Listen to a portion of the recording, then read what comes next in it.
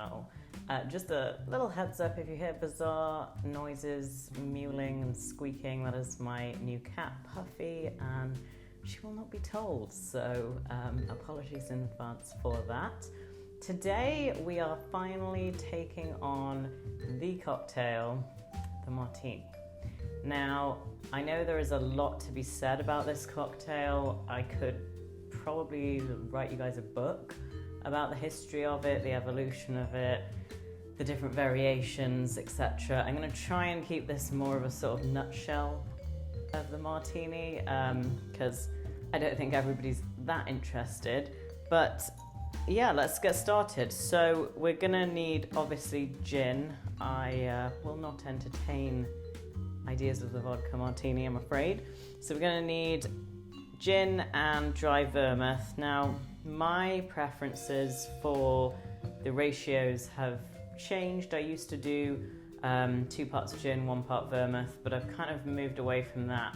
And I think the ratio for the Martini I make now, if my maths is correct, is 5-1. So I do 2.5 ounces of gin and 1/2 ounce of dry vermouth. That is a preference thing, and it may depend also on what gin and what vermouth you're using, how much you like the different botanicals and flavours that each of them exhibit, and which you kind of want to showcase more.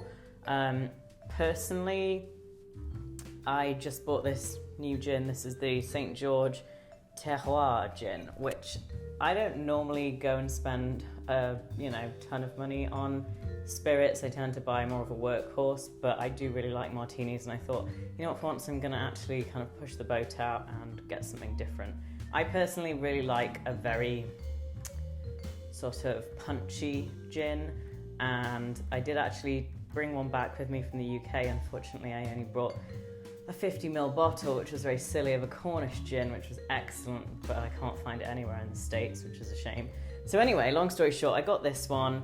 This is made from Californian botanicals, and I believe that it changes each year that they make it. They kind of use whatever is good. So that's interesting, and it really surprised me.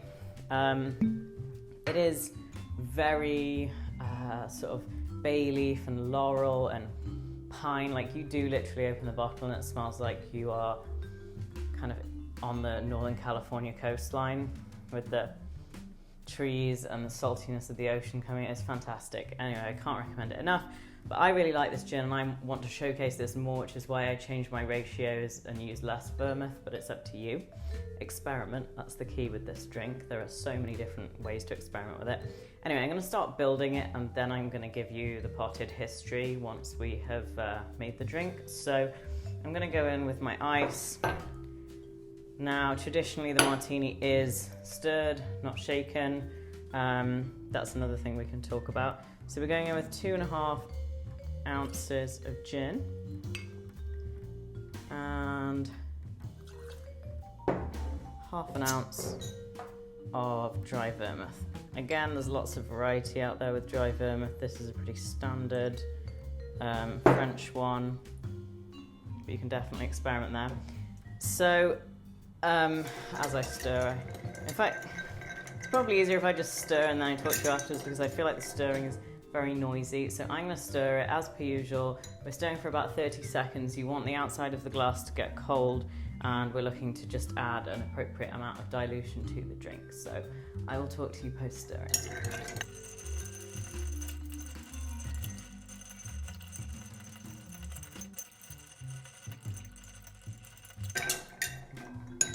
Okay, I think that'll do. So I'm going to take my strainer. Now, I've kind of mentioned this briefly before. Yes, this is my favourite cocktail glass, but other than that, I've mentioned the idea of keeping your glass in the freezer, and for this, you can't not do it. You've got to put this in the freezer before you start making your drink, or just keep some in your freezer if you have freezer space, which I feel like since the pandemic, none of us have any freezer space anymore because it's all full of frozen food to last us through the apocalypse. But if you do, keep them in there permanently. If not, then just put it in before you start making the drink. It will make all the difference. This is a drink that needs to be super cold, which in a sense is kind of a contradiction because the colder a drink is, the less you can taste the flavours in it. But it's just kind of tradition with a martini. So stick this in the freezer, and yes, make sure that you pour yourself a well-chilled drink. There's also a real beauty to a nice frozen glass, I think. There's a restaurant group back in Texas, and when you order a martini, you can, like, midway through the meal, I'm sure other bars would do this too, I've never tried it anywhere else, you can just say, can I get a fresh glass, and they'll bring you another iced martini glass, and you can transfer your drink in case you haven't managed to drink it all while it was super cold. Now we are going to garnish with a lemon peel. Ooh, don't want that. Okay, so we're going to spritz, wipe it around the rim, and pop it in there. Okay, now before we taste, I'm going to talk to you a little bit, because once I've tasted it, then, you know, I'm off halfway down a martini and we won't really get anywhere. So, the martini is a highly debated cocktail in terms of its origins. There are 3, perhaps 4 main stories. The first one is that it was invented in, I think, 1850, somewhere around the mid-1800s in San Francisco. Something to do with a miner coming back from the mines, wanted to celebrate. This was during the gold rush, asked for champagne, they didn't have it, and the bartender whipped him up something like this. And I think he was coming from the mines in the town of Martinez, somewhere in Northern California, and it got its name like that. Another story, which is the one that the town of Martinez likes to claim, obviously, is that it actually all happened in their town.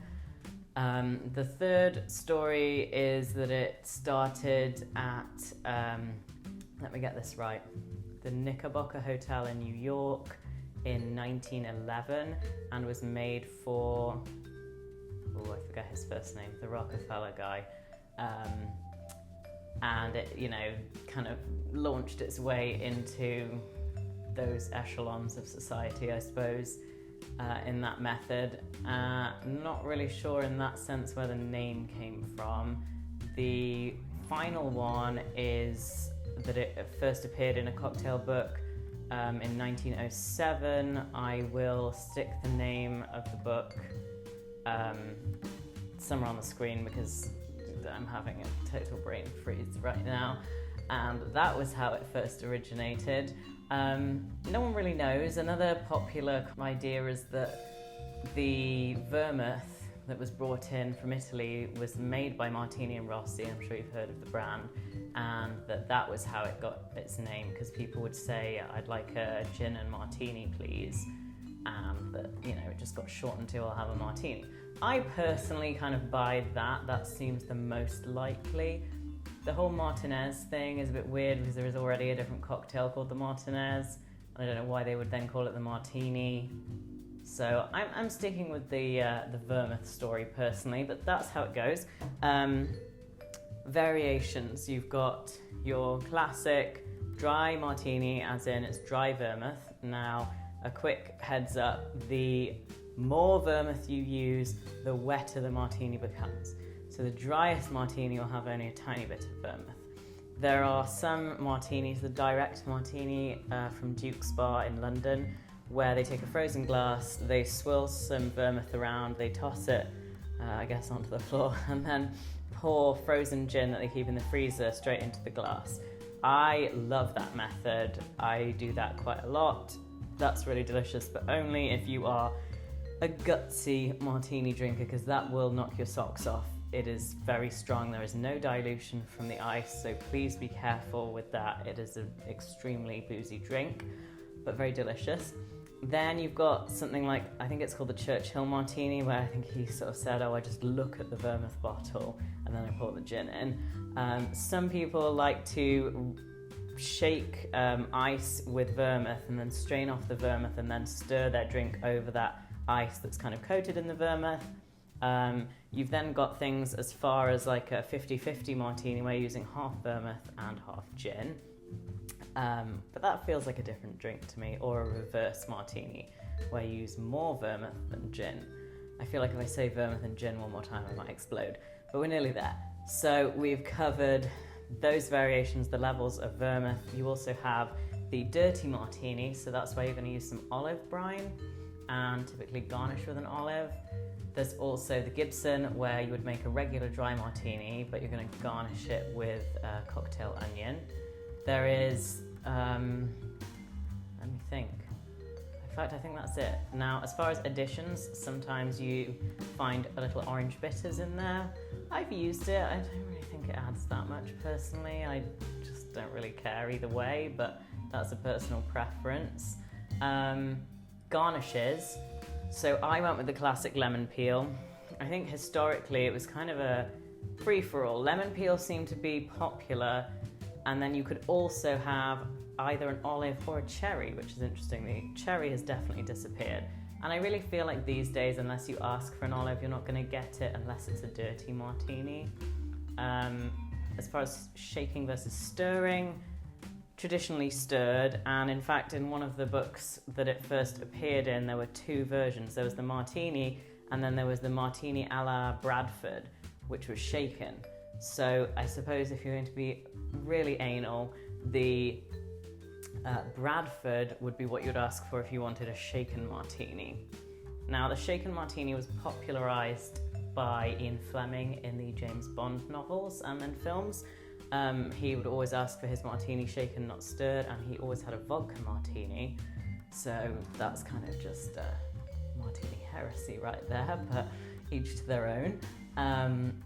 And then in Casino Royale, Ian Fleming created the Vesper Martini, which was kind of crazy, vodka, gin, and then instead of vermouth, it was Quina Lillet.